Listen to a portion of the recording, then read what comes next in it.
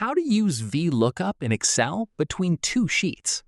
Hey everyone, in this quick tutorial, I'll show you how to use the VLOOKUP formula in Excel to fetch data from another sheet step by step.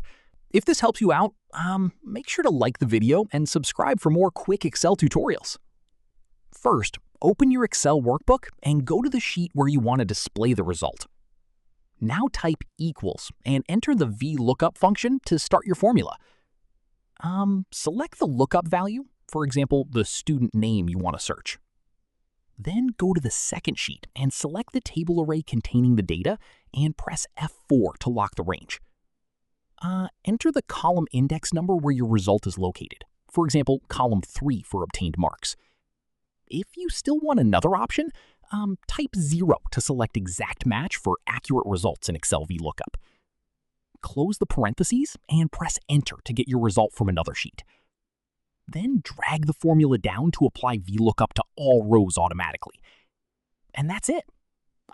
That's how you can use VLOOKUP in Excel to pull data from another sheet easily.